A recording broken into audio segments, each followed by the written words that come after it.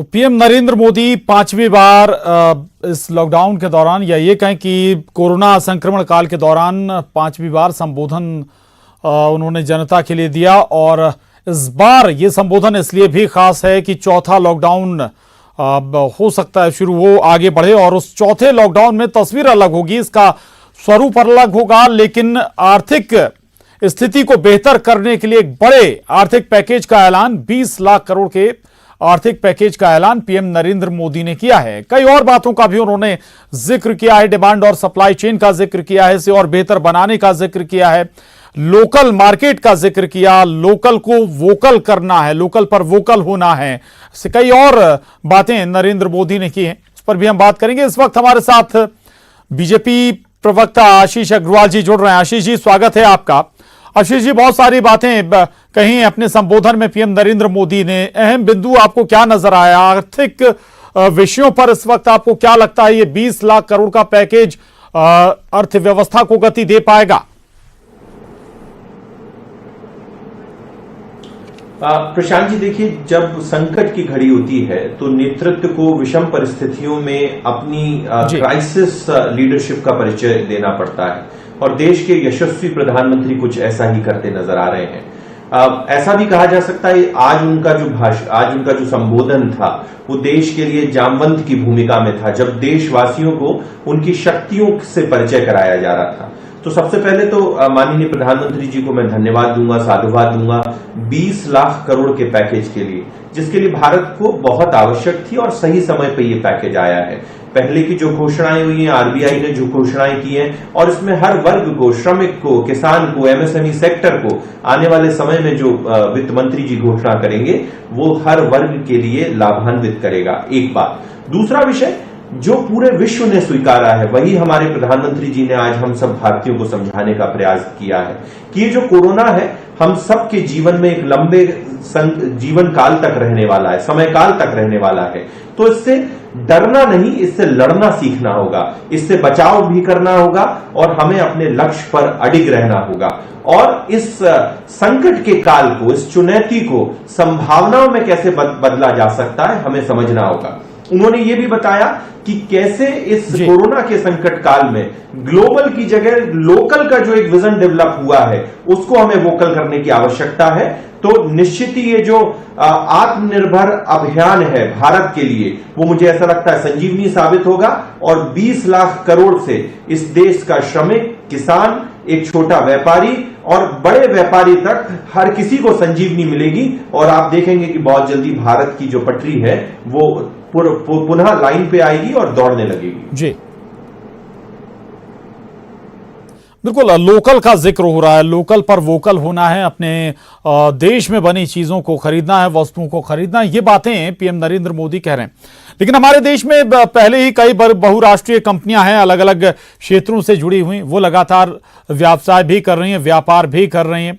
और उस दौर में अगर ये कहा जाए कि हमें अपने देश की वस्तुएं खरीदना है, तो फिर क्या संकेत हम माने इसका? लोकल पर ही अब हमें फोकस करना है, या फिर जो हमारी अर्थव्यवस्था है लोकल पर ज्यादा भरोसा करने वाली है आने वाले दिनों में?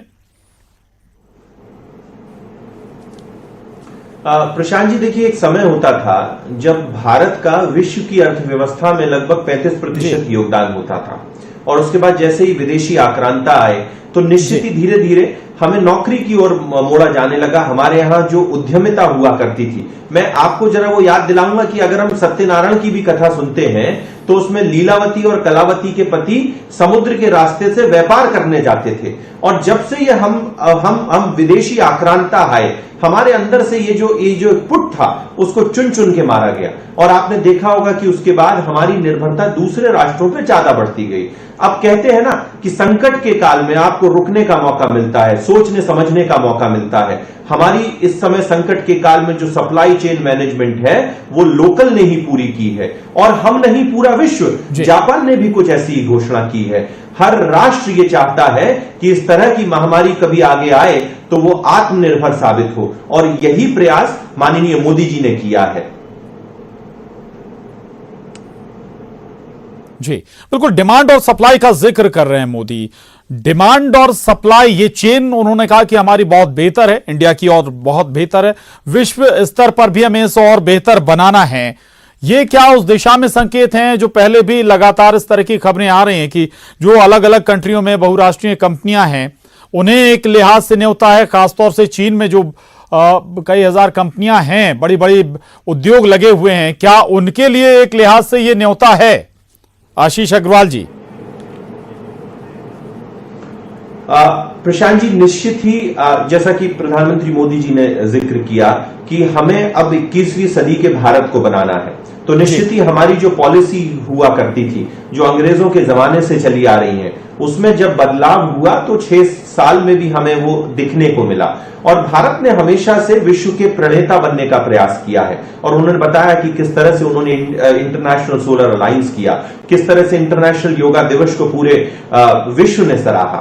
तो निश्चित ही आज चाइना से जिस तरह से ये जो इंफॉर्मेशन चाइना ने प्रोवाइड नहीं की कोरोना को लेके, पूरे विश्व में एक आक्रोश है। और भारत के पास वो डेमोग्राफी है, वो प्रजातंत्र है जिसके बसर पूरा विश्व जो अपनी मैन्युफैक्चरिंग चाइना से शिफ्ट करना चाहता है, और यहां तक चाइना की भी जो कंपनियां शिफ्ट करना चाहती हैं, तो भारत उसमें एक बेहतर विकल्प बन सकता है। परंतु हम ये सोच के चुप नहीं रह सकते, हमें इसके लिए लगातार प्रयास करना पड़ेगा। वो इन्वेस्टमेंट कैसे अट्रैक्ट हो, क्योंकि इन्वेस्टमेंट आएगा तभी हमारे यहां रोजगार पैदा होंगे, रोजगार पैदा होंगे तो हमारा युवा, हमारा किसान, हमारा मजदूर, हमारा श्रमिक, उन सब के हाथ में वो ताकत आएगी कि हम 5 ट्रिलियन की इकोनॉमी की ओर अग्रसर हो सकें। तो निश्चित ही ये कोरोना के संकट काल से, ये जो संकट काल है, इस चुनौती को कैसे संभावनाओं में बदला जाए, ये माननीय मोदी जी ने सुनिश्चित किया है। बिल्कुल रहेगा आशीष जी। और हमारे साथ सच्चिदानंद उपासने जी भी छत्तीसगढ़ से जुड़ गए हैं, बीजेपी नेता हैं सच्चिदानंद उपासने जी। सच्चिदानंद जी, आपने भी पूरा संबोधन नरेंद्र मोदी का जरूर सुना होगा। उन्होंने बहुत सारी बातें कही हैं, अवसर और आपदा का जिक्र किया, और जिक्र किया उन्होंने कि जब आपदा आई तो कैसे ये आपदा अवसर में बदली।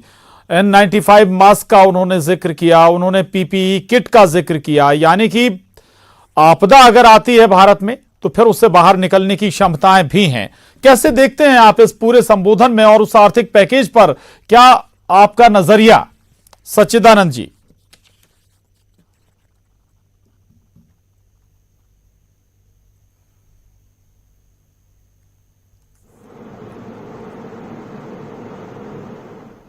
अपने उस विश्वास को जगाने का है, अपनी उस शक्ति को जगाने का है जो निहित रूप से उनके अंदर है। और मैं मानता हूं कि उन्होंने पूरे भारत को जिस प्रकार से जो बातें कही है, कि उन्होंने कच्छ का उदाहरण दिया, और कच्छ का उदाहरण देकर कि सब कुछ नष्ट हो गया था, उसके बाद उस कच्छ को फिर से खड़ा किया, तो ये हमारे देश के ही नागरिकों की जो एक जिज्ञासा थी, एक आत्मबल था, उसके आधार पर उन्होंने किया है। तो ये जो बातें उन्होंने कही है, उन्होंने कहा है कि भारत सर्वगुण संपन्न है। यहाँ के व्यक्ति में जो भाव है, उस भाव के चलते ये सारी बातें हम कर सकते हैं। हम विश्वगुरु, कभी हम विश्वगुरु कहे जाते थे, सोने की चिड़िया भारत को कहा जाता था। हमने वो गुलामी का लंबा काल भी झेला, लेकिन आज उससे हम उबर कर कहीं ना कहीं हम विकास की दिशा में तेजी से बढ़ते जा रहे हैं। और आज विश्व भी मान रहा है कि भारत वो सब कुछ कर सकता है जो कि हम कभी सोच नहीं सकते थे। आज यदि दवाइयों के क्षेत्र में भारत आत्मनिर्भर हुआ है, भारत इस संकट के समय में भारत ने यदि दवाइयां बड़े विश्व के बड़े राष्ट्रों को आज सप्लाई की है, तो वास्तव में वो विश्व गुरु का जो स्थान है, वो कहीं ना कहीं योग के रूप में, सफाई के माध्यम से, उन्होंने ऐसे अनेक छोटे छोटे उदाहरण दिए जो हमने करके दिखाए हैं। तो ऐसी उन्होंने एक जनता के बीच में एक बात कही है, और जो बड़ा पैकेज दिया है, उसमें उस पैकेज के माध्यम से आज जो एक भावना थी कि पूरे देश भर में कि क्या होगा, आर्थिक स्थिति देश की कैसी होगी, ये 40-50 दिन का जो दिन बीता है, उसके बाद हर प्रांत, हर राजनीतिक दल ये सोच रहे थे, हर उद्योगपति सोच रहे थे, हर किसान मजदूर सोच रहा था कि किस प्रकार से अब इससे हम उभर पाएंगे।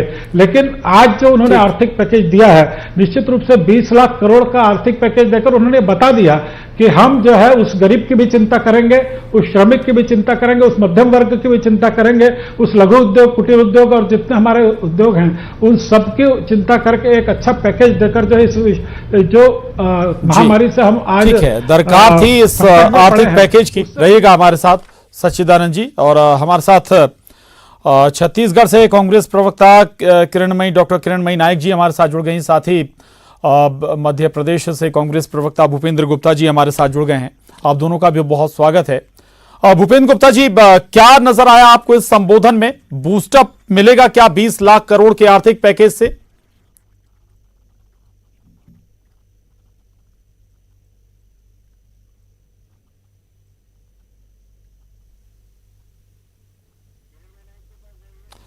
शायद भूपेंद्र जी तक आवाज नहीं पहुंच पा रही है। किरण जी, कैसे देखेंगे इस संबोधन को, और जो स्थितियां हैं, आपको लगता है अब सरकार सही दिशा में आगे बढ़ रही है, केंद्र और राज्य?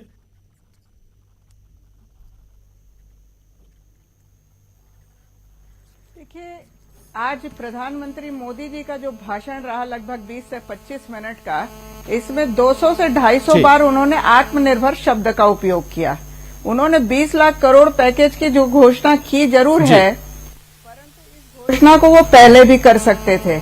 जब उनको $1 बिलियन वर्ल्ड बैंक से मिल चुका था जनता कर्फ्यू लगाने के पहले, तब तक मध्य प्रदेश की सरकार को भंग करने के और सरकार बनाने के चक्कर में कोरोना को बढ़ने दिया गया, और जनता कर्फ्यू के बाद एकाएक जो लॉकडाउन किया गया, जो लाखों करोड़ों मजदूर आज पूरे देश में यहां से वहां भटकने के लिए और अपनी जान गंवाने के लिए मजबूर हुए हैं, उनके बारे में 2 शब्द भी नहीं कहे, उनसे क्षमा याचना भी नहीं की।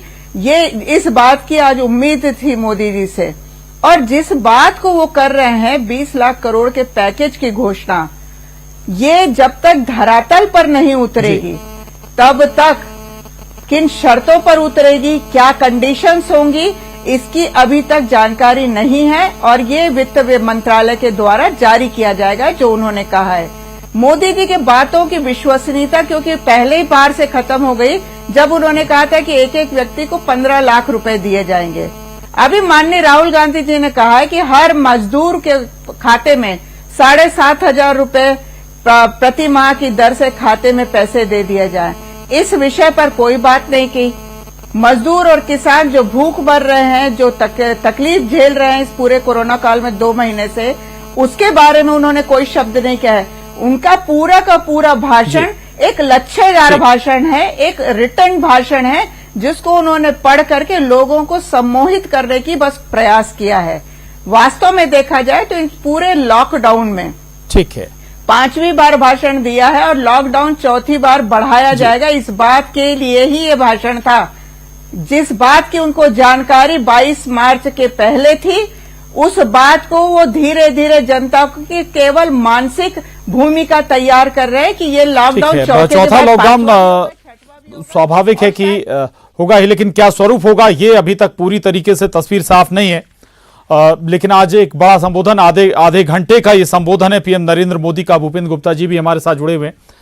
भूपेंद्र जी, अनाउंस मोदी जी ने कर दिया 20 लाख करोड़ के पैकेज का। वित्त मंत्रालय स्वाभाविक है इसमें अलग से जो भी कैसे इसको डिप्लॉय करना है या कैसे इसका इस्तेमाल होगा वो अलग से बताएगा, लेकिन आपको लगता है कि कुछ बूस्ट मिलेगा इकोनॉमी में, कुछ लाभ मिलेगा इसका?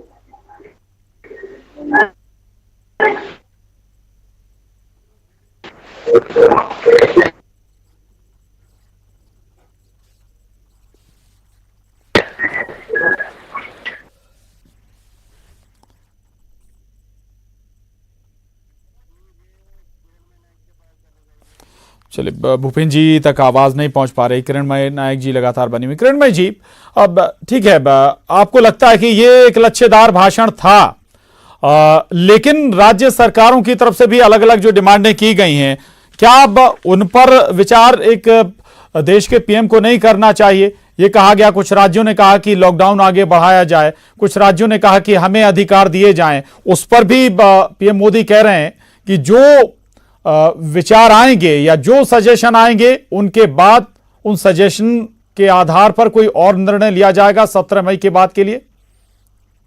किरणमय जी।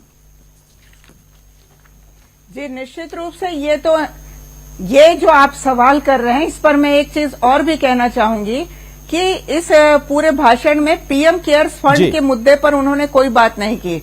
भारतीय जनता पार्टी जिस तरीके से राज्यों में मांग कर रही है सीएम फंड की, उसके बारे में पीएम आज तक चुप क्यों हैं और उसके बारे में कोई भी जानकारी क्यों नहीं दे रहे हैं। जो आपने कहा कि राज्यों की अपेक्षा है आर्थिक पैकेज की मांग की, निश्चित रूप से ये मांग शुरू दिन से चल रही है, लगातार चल रही है, क्योंकि आज तक राज्यों को इस खाते में कोई भी राशि नहीं दी गई है। राज्य के जो डीएमएफ फंड है, जो खनिज के फंड है, जो अलग अलग मद के फंड हैं, उन फंड को भी टुकड़े टुकड़े में भेजा जा रहा है और राज्य सरकारें अपने खुद के दम पर अभी तक के 2 माह के कोरोना कार्यकाल से जूझ रही है। खासकर यदि मैं छत्तीसगढ़ में कहूं तो माननीय मुख्यमंत्री भूपेश बघेल जी ने जो एक अच्छा मैनेजमेंट किया, माननीय प्रधानमंत्री से भी पहले क्विक निर्णय लेकर के छत्तीसगढ़ को आज अपने सुरक्षित हाथों में रखा है। नतीजा आप देख सकते हैं कि छत्तीसगढ़ के क्या हालात है और मध्य प्रदेश के क्या हालात है। आज तक हमारे टचवुड कहना चाहिए कि एक भी ट्रेजेडी नहीं हुई, एक भी कैजुअलिटी नहीं हुई है और सारे मरीज हमारे ठीक होकर के गए हैं। हम 100 का भी आंकड़ा पार नहीं कर पाए हैं। यह हमारे मुख्यमंत्री जी का कुशल नेतृत्व है। परंतु कहीं न कहीं मोदी जी के गृह राज्य गुजरात की बात करें, आपके जितने भी मध्य प्रदेश की बात करें, जितने भी भाजपा शासित राज्यों की बात कर लें और उनकी तुलना करके देख लिया जाए तो कहीं न कहीं ये सारे मुख्यमंत्री फ्लॉप साबित हुए हैं और इनको विशेष राहत देने की कवायद किरणमय नायक जी बधाई की पात्र हैं आप और मुख्यमंत्री भूपेश बघेल भी कि छत्तीसगढ़ में बहुत हद तक कंट्रोल हैं चीजें। लेकिन ये बात कि कांग्रेस शासित राज्य, बीजेपी शासित राज्य, इस तरह से अगर विभाजित करेंगे तो चीजें गड़बड़ा जाएंगी। महाराष्ट्र का भी फिर जिक्र होगा और भी राज्यों का भी जिक्र होगा, लेकिन इस पर मैं नहीं जाना चाहूंगा। आशीष अग्रवाल जी, आखिर आर्थिक, चूंकि स्वाभाविक है कि कोरोना काल में सभी राज्य प्रभावित हैं, छत्तीसगढ़ हो या मध्य प्रदेश, आर्थिक मदद की दरकार है। ऐसे में केंद्र हाथ क्यों नहीं बढ़ा रही जितनी दरकार है, जरूरत है? प्रशांत जी देखिए, सबसे पहले ये जो 20 लाख करोड़ है, ये इस देश के जितने भी 150 करोड़ लोग हैं उन तक ही पहुंचेगा। उसमें छत्तीसगढ़ भी होगा, उसमें गैर भाजपा शासित भी होगा। तो कम से कम भ्रम फैलाना कांग्रेस ही बंद करें। विषय नंबर 1, इटली की बर्बादी और भारत की इस कोरोना की कामयाबी से कांग्रेसी इतने विचलित हैं कि अराजकता और भ्रम फैलाने की राजनीति कर रहे हैं। अरे कम से कम इस संकट काल में तो अपनी विचारधारा को त्याग कर राष्ट्रधारा में खड़े हो जाओ। आप देखिए, मेरी एक छत्तीसगढ़ से जो बहन है, सबसे पहले तो मुझे नहीं लगता कि इन्होंने मोदी जी का भाषण बिल्कुल सुना भी है और पहले से ऐसा लगता है कि ये कोई अपनी स्क्रिप्ट लिखलाई थी कि ये बोलने वाली है। इन्होंने बोला कि श्रमिकों का उल्लेख नहीं किया, तो मुझे ऐसा लगता है ये दोबारा जाएं और श्रमिकों का उल्लेख नहीं किया होगा तो मुझे निजी तौर पर सूचित करें, मैं इनकी गलतफहमी दूर कर दूंगा। आ रहा हूं किरणमय जी आपके पास। लॉकडाउन बढ़ेगा। अरे मोदी जी ने स्पष्ट कहा कि ये जो लॉकडाउन होगा नए कलेवर में होगा, नए रूप रंग में होगा। यहां पे हम बचाव भी करेंगे और अपने लक्ष्य पे भी आगे बढ़ेंगे। आत्मनिर्भर अभियान की उन्होंने बात की ताकि इस देश को आत्मनिर्भर कैसे बनाया जा सके। आपने जिस तरह की दास्ता की जंजीर से भारतीयों को जकड़ने का प्रयास किया, हमारे यहां डिफेंस की आज तक आपने मैन्युफैक्चरिंग जो शुरू नहीं कराई, वो अब भारत करेगा और भारत अब हर विषय में आगे बढ़ेगा। 15 लाख का जिक्र, अरे कांग्रेसियों आप तो आ जाओ। आशीष जी आपका जवाब देना चाहते हैं किरणमय नायक जी, उनका जवाब ले लेते हैं, फिर सच्चिदानंद जी के पास जाऊंगा। किरणमय जी मित्र जरा ये जवाब दे कि जी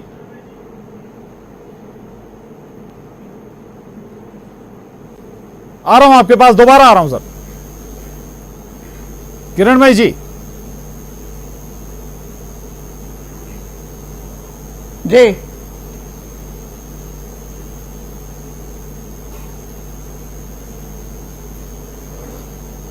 जी आपत्ति थी आपको आशीष अग्रवाल जी? जी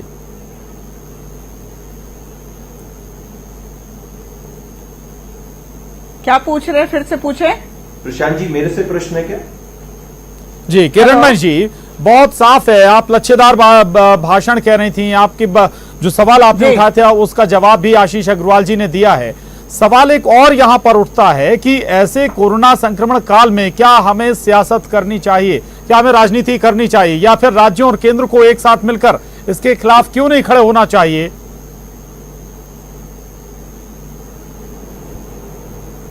देखिए, केंद्र के साथ में राज्य सरकार जितना सहयोग यहां पर कर रही है छत्तीसगढ़ में, उतना मैं नहीं समझती कि और कोई भी राज्य कर रहा होगा।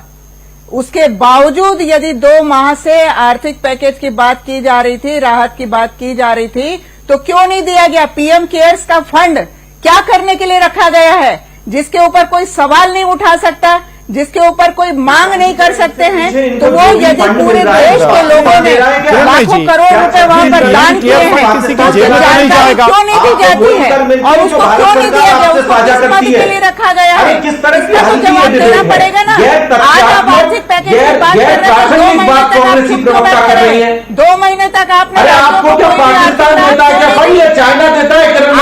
भाई भतीजावाद क्यों नहीं कर रहे हैं? बिल्कुल कर रहे हैं। आप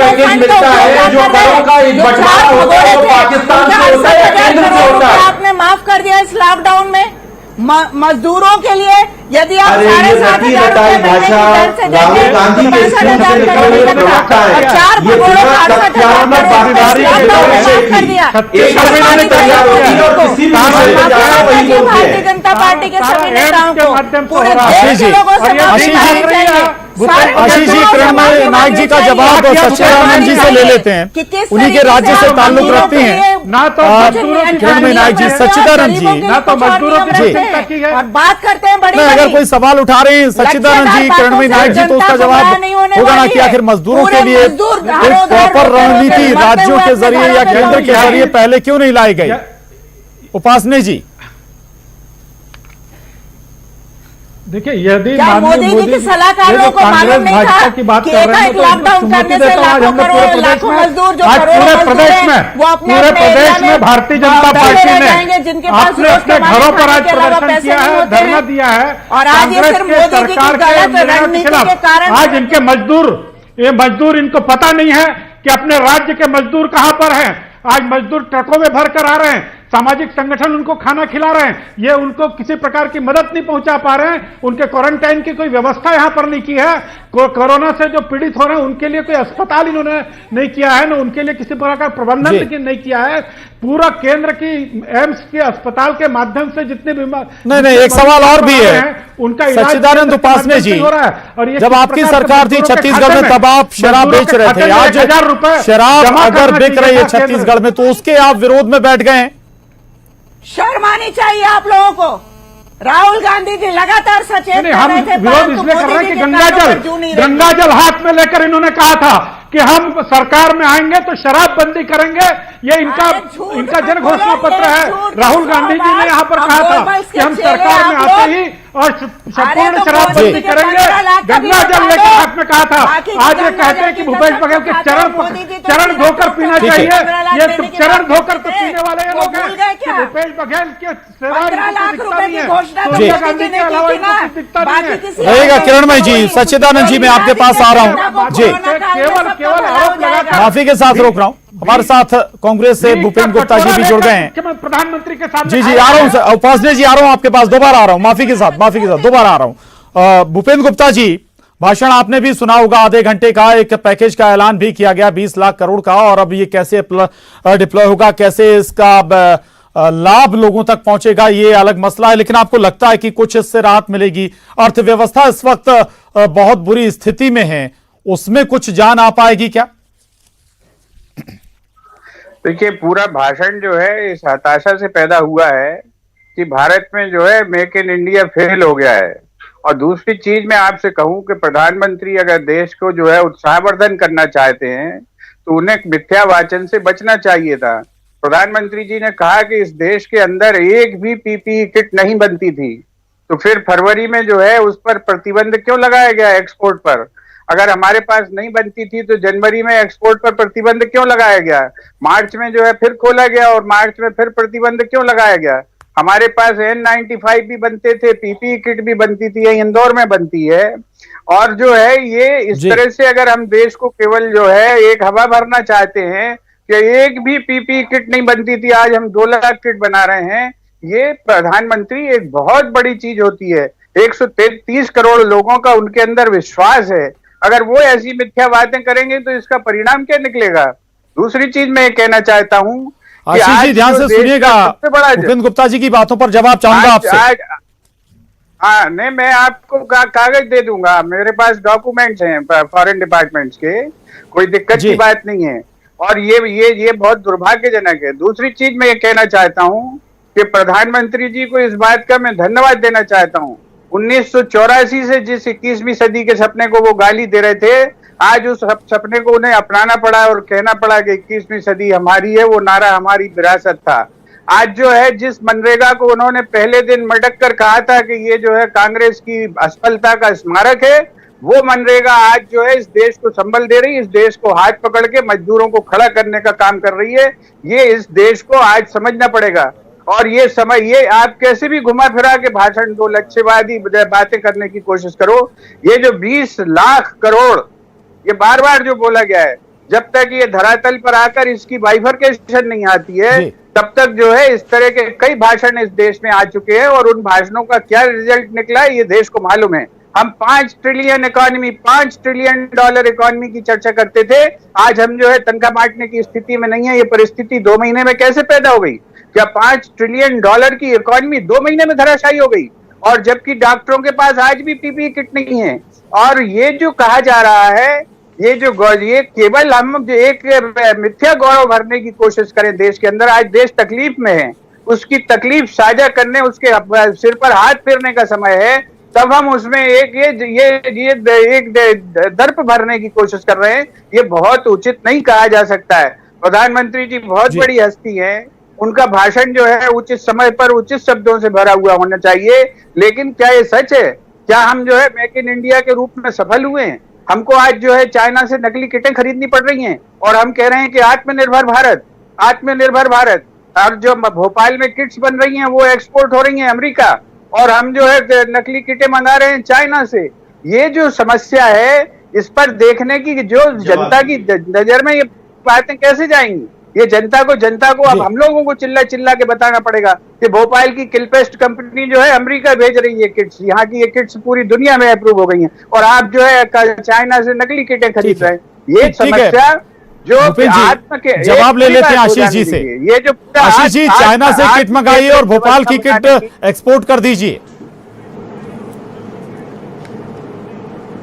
देखिए, मैंने आपको बताया ना कि दोबारा मैं उस वाक्य को दोहराना चाहूंगा कि इटली की बर्बादी और भारत की कोरोना की कामयाबी से कांग्रेसी इतने हतोत्साहित हैं कि अब छाती फाड़ फाड़ कर झूठ बोलने में आमादा है।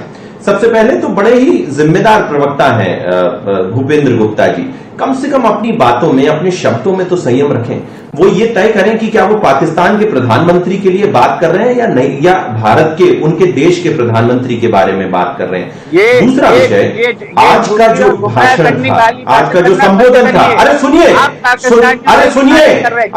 भूपेंद्र गुप्ता जी, थोड़ा सामर्थ्य रखिए। अरे राहुल गांधी के खिलाफ से निकले हुए प्रवक्ताओं, जरा सुनो। इस संकट के काल में जो अराजकता फैलाना चाह रहे हो, जो इस देश में भ्रम की राजनीति फैलाना चाह रहे हो, आशीष जी की बात सुन लेते हैं, फिर आ रहा हूं आपके पास। वो हम होने नहीं देंगे। अरे सुनिए ना भूपेंद्र जी, मैं आपके बीच नहीं बोलता, सुनिए जरा। अरे सुनिए तो, आपकी जितनी भी बातें हैं वो गैर तथ्यात्मक है। अगर आप कृपया शांति से सिर्फ सुरसुरी फैलाना बंद करें, एक एक कर अपनी बात रखें जी। सुनिए कैसे बोल रहे हो कौन? अरे सुनिए ना, अरे सुनिए राहुल गांधी की क्लास से निकले हुए प्रवक्ता, जरा तथ्यात्मक बोलने की बात करो। जिस तरह से आपका नेता बिना पढ़े लिखे प्रेस कॉन्फ्रेंस लेने आ जाता है, भूपेंद्र जी आ रहा हूं मैं आपके पास जी। आशीष जी को बात पूरी कर लेने दीजिए, फिर मैं आप ही के पास आ रहा हूं। गैर तथ्यात्मक बात, सुरसुरी सनसनी फैलाने वाली बातें। इस समय देश को आशावाद की आवश्यकता है, इस समय देश को सकारात्मकता की आवश्यकता है। आप बताइए, मेरा प्रधानमंत्री अगर इस देश को आत्मनिर्भर बनाने की बात करता है तो कांग्रेसियों को क्यों दर्द होता है? क्या आपकी दलाली अभी भी चल रही है क्या? जिन लोगों से बाहर से सामान आता है। नहीं आशीष जी, हमारे देश का आशीष जी, भूपेंद्र जी कह रहे हैं कि दस्तावेज है उनके पास कि पहले से किटें बन रही हैं, पहले से N95 मास्क बन रहा है। आशीष जी, झूठ झूठ। मेरे प्रधानमंत्री ने अगर कहा है तो मैं इस बात का पूर्ण समर्थन करता हूं। अगर बन रही है मतलब एकदम नेग्लिजिबल क्वांटिटी में बन रही थी, और उसके बाद आज हम 2-2 लाख बना रहे हैं। भूपेंद्र गुप्ता जी आए और तथ्यात्मक बात करें। अगर गलत सनसनी फैलाने वाली बात की जाएगी तो पूरे देश की जनता जानती है। अरे 20 लाख करोड़ के पैकेज पे तो बात करें भूपेंद्र गुप्ता जी। भारतीय जीडीपी का 10% है। इसका साहस हमारे नेतृत्व ने दिखाया है। कम से कम इसके लिए तो ताली बजा देते। सही बात यह है कि आपकी तालियां तो पाकिस्तान के लिए बजती हैं जब इस देश में अराजकता फैलेगी। आपकी नेता क्या कर रही है? आपकी नेता एक तरफ तो कहती है अपने राज्यों से लॉकडाउन की घोषणा करवाएं, और दूसरी ओर क्या कहते हैं श्रमिकों से कि घर छोड़ के निकल ले। आप कहते हैं कि हम कांग्रेस पार्टी श्रमिकों का किराया देगी। अरे 85% केंद्र दे रहा है, 15%। आशीष जी, ठीक है, एक रिएक्शन भूपेंद्र गुप्ता जी का, उसके बाद फिर मैं किरणमयी जी के पास जाऊंगा। भूपेंद्र जी, बड़ा आर्थिक पैकेज है, कुछ तो असर करेगा। और अगर सरकार ने अनाउंस किया, और आप भी डिमांड कर रहे थे, कांग्रेस भी डिमांड कर ही रही थी इसकी लगातार। देखिए, मैंने आपसे क्या कहा, आर्थिक पैकेज की जो घोषणा की गई है इसे जो है व्यवहार में आने दीजिए। इसमें कितना मिथ्या है कितना सत्य है ये सामने आएगा, और कौन सा घालमेल हो रहा है ये भी सामने आएगा। अरे चुप रहो भाई, चुप रहो। किसी बैनर्जी से बात करते थे। आशीष जी सुन लीजिए, आशीष जी सुन लीजिए। धन्यवाद दे दे, या अभी भी आप आशंका की निगाह से देखोगे? अभी आप तालियां बजा रहे हैं ना, आप बालकनी में खड़े होके, एक बार और बजा लेना। लेकिन आपके झूठ पर अब कोई विश्वास करने वाला नहीं है। आप देश को ठग चुके हैं बार-बार। आज तो ताली तब भी बजा रहे थे जब आपके नेता को इस देश ने स्वीकार दिया था। आप बजाना, सारे 50 पे आ गई थी ना, राजनीति करके तुष्टिकरण की, हम तो ताली तब भी बजा रहे थे और आज भी बजाएंगे जब हमारे नेता ने 10% जीडीपी का एक पैकेज दिया है, 20 लाख करोड़ का पैकेज दिया है। इससे इस देश में एमएसएमई जिंदा होगा, इससे इस देश में श्रमिकों को पैसा मिलेगा, इससे इस देश के खेती और किसान। ठीक है, किरणमयी जी को शामिल कर लेते हैं चर्चा में। आशीष जी, भूपेंद्र जी, प्लीज रिक्वेस्ट आपसे शांत हो जाएं आप दोनों। जी भूपेंद्र जी, आशीष जी, कृपया शांत हो जाएं, इनको वॉइस डाउन शांत हो जाएं सब। किरणमयी जी भी बनी हुई है, सच्चिदानंद जी भी हमारे साथ छत्तीसगढ़ से बने हुए हैं, वहां आप ही की सरकार है भूपेंद्र जी। एक मिनट जी, किरणमयी जी, हमारी सरकार है, मुझे पूरी बात कहने दीजिए। एक भारत सरकार ने जो है किरणमयी जी, किरणमयी जी, मेरी बात सर आ रहा हूं आपके पास। किरणमयी जी, आपकी सरकार आर्थिक पैकेज की डिमांड कर रही थी, 30,000 करोड़ के आर्थिक पैकेज की डिमांड थी। 10,000 करोड़ तुरंत छत्तीसगढ़ सरकार ने मांगे। आपकी आवाज शायद आवाज नहीं पहुंच पा रही किरणमयी नायक जी तक। ठीक है, आ रहा हूं मैं आपके पास, दोबारा आ रहा हूं। और सच्चिदानंद जी, छत्तीसगढ़ में क्या राज्य आपका नहीं है? आप क्या उसके साथ, या आप उसके लिए आर्थिक मदद के साथ खड़े नहीं हो सकते? और जिन राज्यों में बात जिक्र हो रही है आर्थिक मदद की, छत्तीसगढ़ में ऐसे काल में, संक्रमण काल में, कोरोना संकट काल में, जब जिक्र हो रहा है कि केंद्र और राज्य साथ साथ खड़े हों, तो पक्ष और विपक्ष एक राज्य में साथ क्यों नहीं खड़े हो सकते?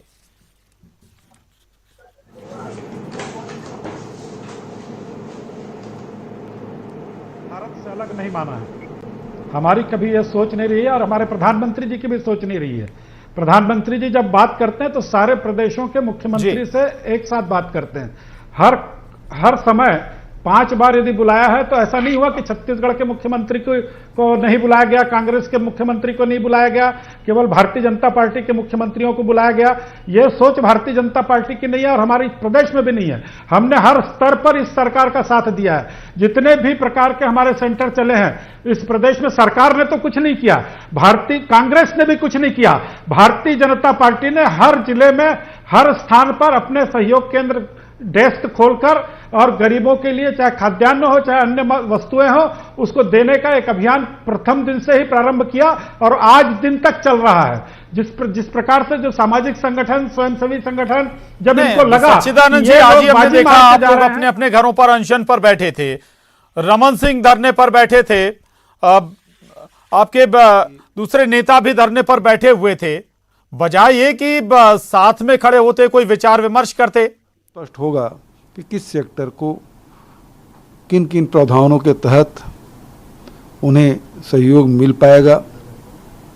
राज्य सरकार को भी इसमें कितना मिल पाया है, क्योंकि राज्य सरकार के पास बड़ी जिम्मेदारी है, चाहे सिंचाई योजना हो, चाहे पीडब्ल्यूडी की सड़क के निर्माण का है, सामाजिक क्षेत्र में और विकास कार्य में कितना अनुदान या सहयोग मिलता है, ये कल ही स्पष्ट हो पाएगा। सर, लॉकडाउन को आगे बढ़ाने की बात कही जा रही है कि प्रधानमंत्री ने कहा कि 18 मई तक हम बता देंगे कि किस तरीके का नया लॉकडाउन होगा, लेकिन जिस तरीके से स्टेट से सुझाव आए हैं उन्हीं के सुझाव के आधार पर लॉकडाउन आगे बढ़ाया जाएगा। हमने कल ही प्रधानमंत्री जी से कह दिया था कि ये रेड जोन है, ऑरेंज जोन है, ग्रीन जोन है, इसे डिक्लेयर करने का अधिकार राज्य सरकार के पास होना चाहिए। राज्य के भीतर गतिविधि संचालित करने का अधिकार भी राज्य सरकार को होना चाहिए। राज्य की सीमाओं को निश्चित रूप से सील किया जाए, लेकिन हवाई यात्रा और रेल यात्रा के लिए राज्य सरकारों से सहमति होनी चाहिए। ये बात भी अनेक मुख्यमंत्रियों ने कही, मैंने भी ये बात कही थी। सर, आखिरी प्रश्न, राहुल गांधी जी ने ट्वीट किया था सर, उन्होंने ये कहा कि जो भी श्रमिक लोग सड़क पे चल रहे हैं, मोदी जी आज ये घोषणा करें कि वो सुरक्षित अपने घर पहुंचे और उनके सबके अकाउंट में लगभग 7,500 कम से कम उनके अकाउंट में आना चाहिए। मैं राहुल जी के इस प्रस्ताव का समर्थन करता हूं क्योंकि छत्तीसगढ़ हिंदुस्तान के मध्य में पड़ता है। सुन रहे थे, उन्होंने अपना जिक्र किया उस बातचीत का जो पीएम नरेंद्र मोदी के साथ बातचीत हुई है कल वीडियो कॉन्फ्रेंसिंग के जरिए, जिसमें उन्होंने कहा है कि आर्थिक ही नहीं बल्कि जो राज्य के अंदर की व्यवस्थाएं हैं वो राज्यों के मुख्यमंत्रियों को देनी चाहिए कि जोन किस जिले को किस जोन में रखना है, red zone, orange zone, yellow zone, और किस हिसाब से व्यवस्थाओं को चलाना है। अब देखना होगा कि इस पर क्या विचार होता है। कुछ और राज्यों के मुख्यमंत्रियों ने भी ऐसे ही विचार रखे हैं। इस चर्चा में वक्त अब हमारे पास और नहीं है। बहुत शुक्रिया डॉक्टर किरणमयी नायक जी, भूपेंद्र गुप्ता जी माफी के साथ चाहूंगा, वक्त की कमी है। आशीष अग्रवाल जी आपका भी शुक्रिया। सच्चिदानंद उपासने जी आपका भी बहुत धन्यवाद इस चर्चा में शामिल होने के लिए। बहरहाल बुलेटिन में बस इतना ही, लेकिन खबरों का सिलसिला न्यूज़ 18 मध्य प्रदेश छत्तीसगढ़ पर लगातार जारी।